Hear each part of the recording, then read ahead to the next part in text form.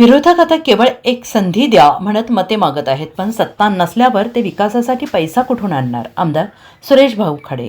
जिल्हा परिषद एरंडोली गटातील भाजप उमेदवार जयश्री तानाजी पाटील आणि एरंडोली पंचायत समिती गणाच्या उमेदवार मनीषा रामगोंडा पाटील यांच्या प्रचाराचा शुभारंभ आज मोठ्या उत्साहात पार पडला.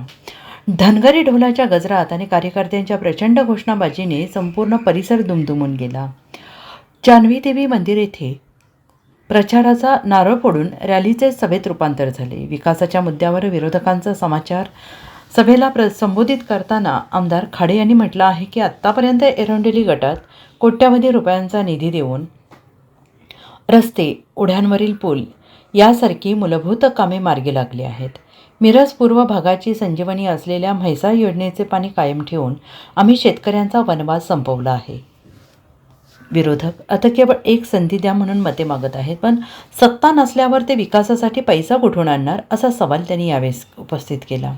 विकासाची गंगा अखंड वाहती ठेवायची असेल तर कमळाच्या चिन्हासमोरचे बटन दाबून भाजपाला विजयी करा असे आवाहन करत त्यांनी बूथनिहाय निधीचे सूत्र मांडले. मतदान करा आणि विकास पदरात पाडून घ्या असे सांगत त्यांनी कार्यकर्त्यांना विजयाचा संकल्प करण्याचे आवाहन केले.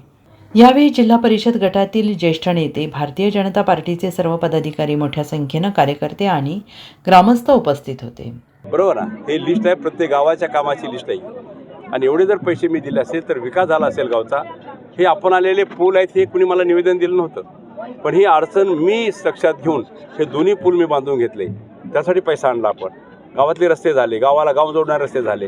पाण्याच्या स्कीम, जलजीवन मशीनच्या स्कीमचा मी सांगू इच्छितो की मला असं ऐकायला मिळालं की हे जलजीवनच्या स्कीमचा घोटाळा इथं झाला आहे मोठा.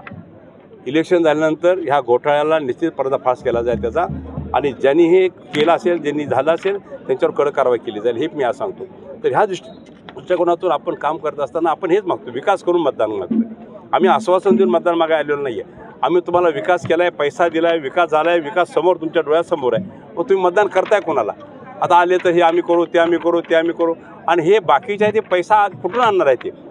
आणि हे आता पॅनल उभा राहिले ह्यांचे नेते आहेत, हे ह्यांच्याकडे तर कुठं पैसा आहे, कुठून आणणार आहे ते पैसे? तर ह्या अडचणी आहेत सगळ्या. विकास थांबवू नका, विकासाला गती द्या. त्यासाठी भाजपच्या चिन्हावर बटन दाबून आमच्या सगळ्या उमेदवारांना आपण विजय करा, एवढीच मी आपल्याला सांगतो. आमचे उमेदवार आहेत सौ जयश्री तानाजी पाटील, ह्या सलगरमध्ये जिल्हा परिषद उभे आहेत. सौ मनीषा रामगोंडा पाटील हे आमच्या इथल्या पंचायत समितीचे आहेत, आणि बेळंकीचे आहेत आमचे कोरे सर आहेत. कोरे सरांच्या त्याच्या माध्यमातून असे तगडे उमेदवार आम्ही इथं दिले आहेत. त्यांना आपण 5 तारखेला कमळाच्या पुढचं बटन दाबावं आणि यांना निवडून द्यावं, एवढीच मी आपल्याला विनंती करतो. धन्यवाद. महापालिकेत जे केलं की भाजप विरुद्ध एकत्र लढण्याचा प्रयत्न केला, अपयश झाले. विकासाचा मुद्दा न घेता वैयक्तिक राजकारण, टीका टिप्पणीच फक्त विरोधक करतात. आता जनता शानी झाल्यास जनतेला विकास पाहिजे. माणूस हाकेला ओ देणारा पाहिजे, सुखादुखात साथ देणारा माणूस पाहिजे. ही जनता ओळखते. कुणी काही करून चालणार नाही. माझ्या विधानसभेला पण सगळे पक्ष एका जागी झाले, भाजप विरुद्ध सगळे ताकदीने लागले कामाला, पण तरी पण जनतेनं साथ दिली. 47,000 लीडनं आपण इथं आलो. आज नगरपालिका बघितलं तरी सुद्धा जनतेनं साथ दिली आपल्याला. सगळे मिळून 39 आहेत, आणि आम्ही फक्त 39 आहे. म्हणजे हे दिलेला आशीर्वाद आहे, जनतेने दिलेला आशीर्वाद आहे.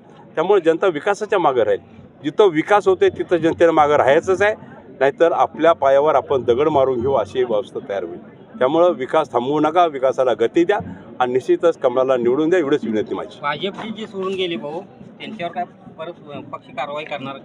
जे भाजपचे अधिकृत पदाधिकारी आहेत तर ते निघाले असतील, गेले असतील, तर ताबडतोब त्यांच्यावर कारवाई होईल. हो, जानवी मंदिराला जानवी मंदिर हे आमच्या क गटात आहे. क गटातून ह्याला पैसा द्यायची व्यवस्था केली होती आपण. बाकीचं ग्रामस्थांच्या वर्गणीतून, बाकीच्या देणग्यातून हे आम्ही कामं आता इथंपर्यंत आणलेलं आहे. पण सगळ्यांचा आग्रह आहे की ब गटात घेऊन, जसं बाकीच्या गावांना आपण 5-5 कोटी दिले, 3-3 कोटी दिले, तसं आमचं जानवी देवीच्या पण मंदिराला आम्हाला मिळायला पाहिजे. हे जिल्हा परिषद कार्यक्रम संपल्यानंतर निश्चितच आम्ही हे प्रकरण आता कुठं आहे बघून ब गटात ह्या मंदिराला घेऊन आम्ही निश्चितच त्यासाठी 5 कोटीची व्यवस्था करू. Bureau report, SBN Marathi, Sangli.